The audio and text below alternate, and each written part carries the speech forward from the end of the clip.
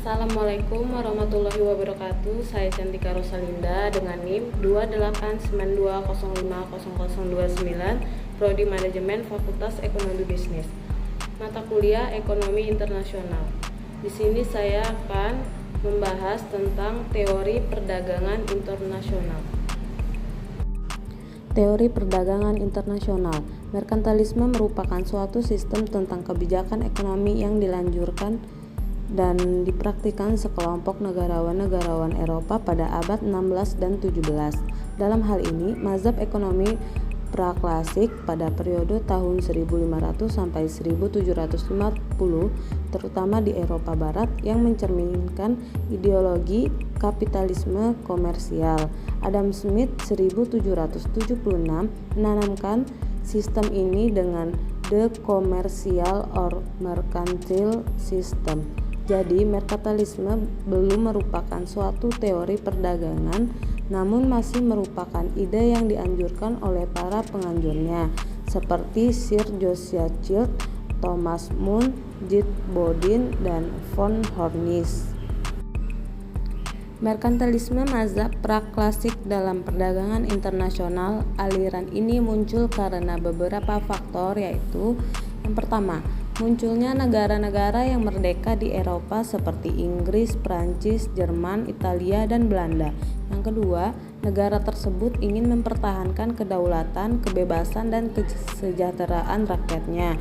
Yang ketiga, dibuka jaringan perdagangan, diadakan pelayanan serta eksplorasi wilayah-wilayah baru. Yang keempat, ditetapkan logam mulia sebagai standar ukuran kekayaan suatu negara. Pada dasarnya, ide pokok dalam bidang perdagangan luar negeri atau perdagangan internasional menurut mazhab ini yaitu 1. Negara harus memperbanyak kekayaannya dengan menumpuk logam mulia. 2. Volume perdagangan global harus ditingkatkan dengan memperbesar ekspor dan menekan impor. Yang ketiga, surplus yang diperoleh dari net ekspor akan dibayar dengan logam mulia sehingga semakin banyak logam mulia yang diperoleh luar negeri. 4. Jumlah logam mulia yang dimiliki suatu negara sebagai alat perbanding tingkat kemakmuran dengan negara lain. 5. Logam mulia digunakan sebagai modal untuk membiayai armada perang demi memperluas perdagangan luar negeri dan penyebaran agama. Pendapat tokoh-tokoh merkantilisme. Ada beberapa tokoh merkantilisme yang berasal dari golongan tua maupun golongan muda. Yang pertama, Jan Bodin tahun 1530 sampai 1596. Yang kedua, Thomas Mun tahun 1571 sampai 1641. Yang ketiga, Jean Baptiste Colbert tahun 1619 sampai 1683. Yang keempat, Sir William Petty tahun 1623 sampai 1687. Yang kelima, Sir Dudley North tahun 1641 sampai 1691. Yang keenam, David Hume tahun 1711 sampai 1776. Selanjutnya, kritik terhadap merkantilisme. Merkantilisme yang menganggungkan penumpukan logam mulia dikritik oleh David Hume dengan mekanisme otomatis dari aliran logam mulia. Apabila jumlah ekspor lebih besar dari jumlah impor, maka aliran uang masuk akan bertambah banyak di dalam negara. Apabila diimbangi dengan peningkatan barang dan jasa, maka akan terjadi inflasi. Selanjutnya, penumpukan logam mulia oleh individu mengakibatkan inefisiensi ekonomi yang dapat menghambat perkembangan kegiatan ekonomi, di mana investasi produktif yang dilakukan menurun, sehingga produksi barang dan jasa tidak dapat ditingkatkan, yang terdampak pada penurunan kekayaan dan kemakmuran negara. Ada teori klasik dalam perdagangan internasional. Ekonomi klasik secara umum dianggap sebagai aliran modern pertama dalam sejarah pemikiran ekonomi. Beberapa tokoh ekonomi klasik seperti Adam Smith, Thomas Robert Malthus, Jean Baptiste Say, David Ricardo, Johann Heinrich von Thunen, Nassau William Senior, dan lain-lain. Buku karya Adam Smith, An Inquiry into Nature and Cause of the World of Nations tahun 1776 dianggap sebagai penanda dimulainya era ekonomi klasik. Aliran ini mengemuka hingga pertengahan abad ke-19 dan kemudian digantikan oleh ekonomi neoklasik yang lahir di Britania Raya pada tahun 1870. Tokoh-tokoh aliran klasik dalam perdagangan internasional. Ada beberapa tokoh aliran ekonomi klasik, yaitu yang pertama Adam Smith tahun 1723 sampai 1790. Yang kedua Thomas Robert Malthus tahun 1776 sampai 1834. Yang ketiga David Ricardo tahun 1772 sampai 1823. Yang keempat, John Stuart Mill tahun 1806 sampai 1873. Yang kelima, Karl Marx tahun 1818 sampai 1883. Nah, kritik terhadap teori klasik. Kritik tersebut cenderung dilihat dari sisi pembangunan sebagai berikut. Yang pertama, mengabaikan kelas menengah. Yang kedua, melalaikan sektor publik. Yang ketiga, meremehkan teknologi.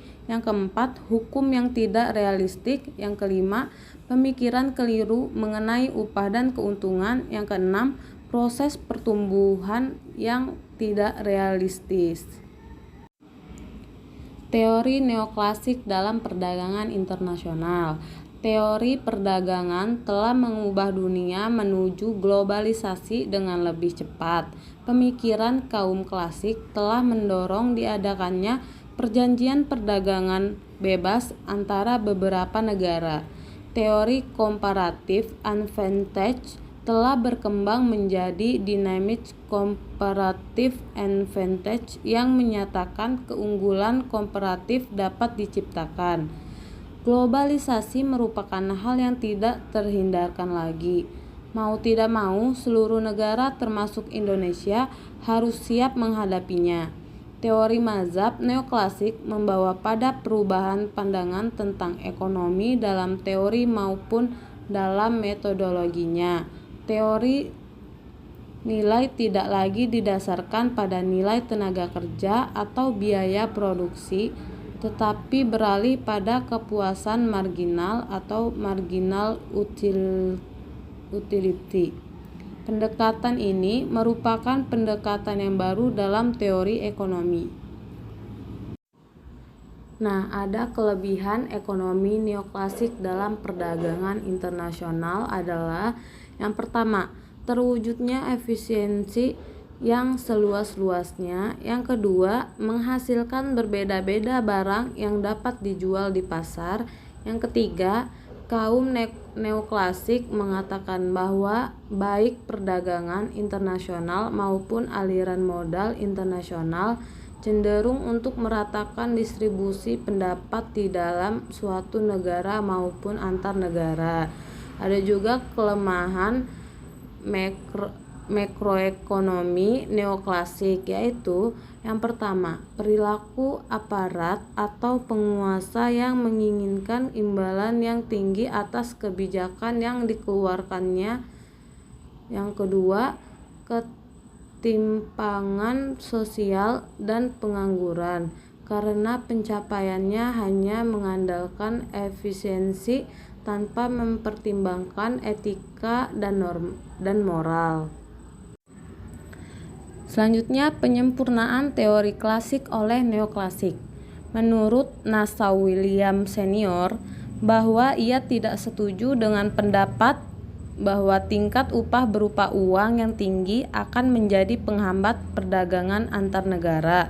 Alasannya adalah apabila tenaga kerja pada industri-industri barang ekspor itu lebih efisien atau produktif dibandingkan dengan tenaga kerja serupa di luar negeri, maka tingkat upah di negara itu akan menjadi lebih tinggi dibandingkan dengan negara-negara lain dan sebaliknya atau vice versa.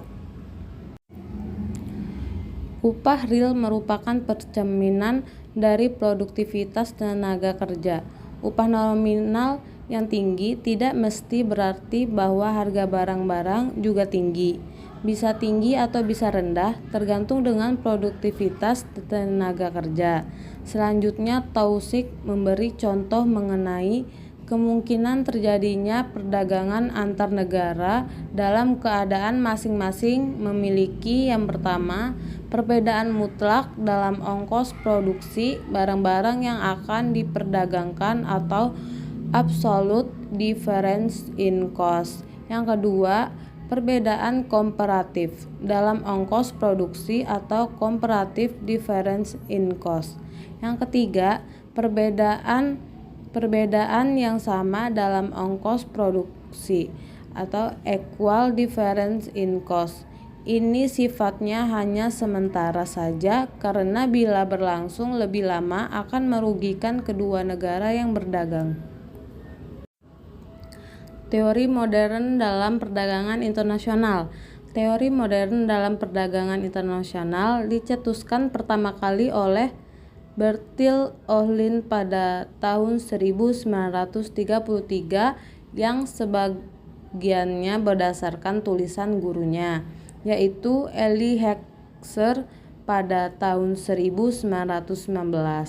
Dengan demikian, pelopor teori modern dalam perdagangan internasional dikenal sebagai teori HO atau Heckscher-Ohlin. Perdagangan internasional perkembangannya maju pesat sejak pertengahan abad ke-19 sampai permulaan abad ke-20, terutama di negara-negara Eropa. Aktivitas perdagangan dunia pada gilirannya berimbas kepada sebagian benua lainnya seperti di Amerika, Asia, Afrika, Australia, bahkan sampai Selandia Baru. Selanjutnya, kritik terhadap teori Heckscher-Ohlin. Banyak bukti empiris yang menolak perdagangan bahwa perbedaan dalam kepemilikan sumber daya menjadi faktor penentu munculnya pola-pola tertentu perdagangan internasional baik berupa barang maupun faktor produksi. Dalam realitanya, perbedaan teknologilah yang memiliki peran vital dalam membentuk pola perdagangan dunia. Namun berdasarkan bukti-bukti yang ada sering perkembangan teori, maka muncullah kritik-kritik terhadap teori HO sebagai berikut.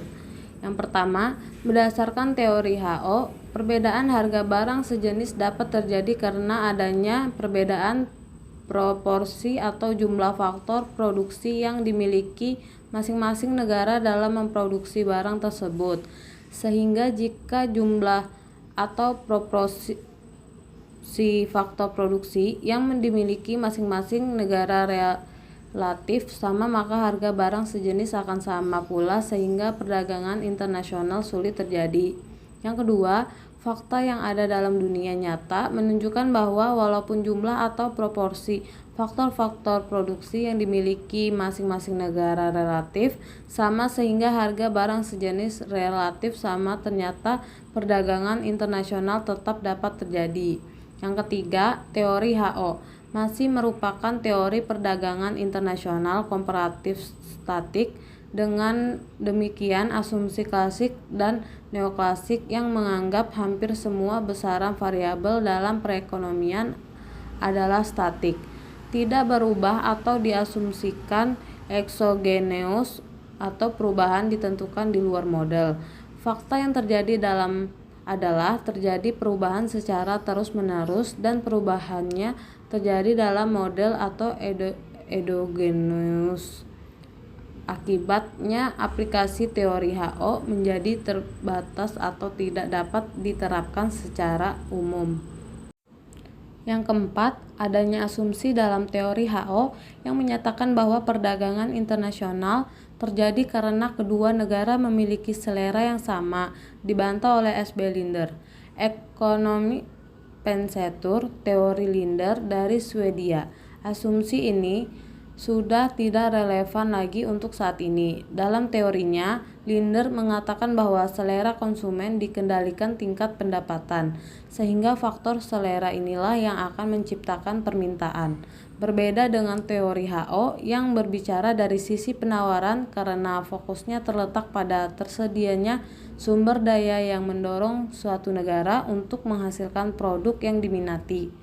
Produk yang diminati itu kemudian diklaim sebagai cerminan dari selera, sehingga dari sini muncullah ekspor. Yang terakhir, yang kelima, Raymond Vernon mengatakan bahwa teori HO hanya menjelaskan 40% dari volume perdagangan internasional, sedangkan fenomena perdagangan negara maju sebesar 60% belum dijelaskan. Kritik ini akhirnya menimbulkan teori siklus hidup produksi atau product life cycle.